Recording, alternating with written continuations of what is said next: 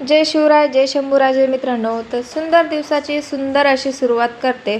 तर तुम्ही विचार करत असाल की महाराजांच्या मूर्तीवरती एवढी धूळ कसं काय? कारण मी 4-5 महिने गावी असल्यामुळे पूर्ण घरामध्ये पण धूळ बसलेली, त्यामुळे महाराजांच्या मूर्तीवरती पण धूळ बसलेली. म्हणून दुपारची कामं वगैरे आवरली आणि आपली महाराजांची मूर्ती साफ करायला घेतली. एक स्वच्छ ब्रश घेतला, पहिले ब्रशनी धूळ वगैरे काढून घेतली आणि त्याचबरोबर एक ओला कपडा घेतला. ओल्या कपड्याने पूर्ण महाराजांची मूर्ती साफ करून घेतली.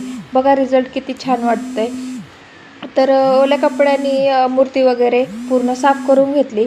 तर एकदम चकाचक वाटते का नाही मूर्ती? कमेंटमध्ये नक्की सांगा. तर मूर्ती वगैरे साफ करून झाल्याच्या नंतर अचानकमध्ये आपले अध्यक्ष साहेब आणि ताईसाहेब आल्या. त्यांच्या इकडं फोटोशूट वगैरे होते, चहा वगैरे दिला आणि त्यानंतर बोर होत होतं. म्हटलं अचानकमध्ये चला आम्ही ठरलं रत्नेश्वरी मंदिरात जायचं. मी, स्वराज आणि हिंदवी. तर निघालो आम्ही रत्नेश्वरी मंदिराकडे.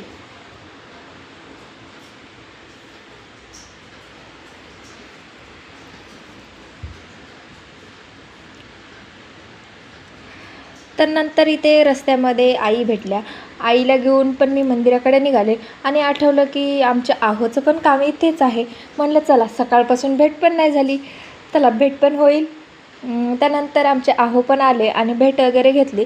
स्वराजला इथे आमच्या आहोपाशी सोडलं. तर आम्ही पोचलो होतो रत्नेश्वरी मंदिराकडे. मंदिर तरी इथं बंद होतं त्यामुळे आम्ही पोचलो नारळ आणायला.